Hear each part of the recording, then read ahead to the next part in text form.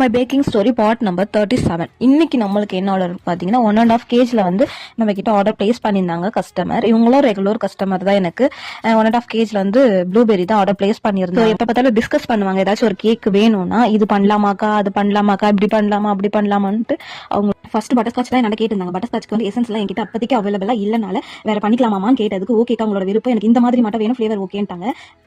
அவங்க கேட்ட மாதிரியே நம்ம கேக் பண்ணி கொடுத்துட்டோம். ஃபீட்பேக் லாஸ்ட்ல அட்டாச் பண்றேன், நீங்களே கேளுங்க.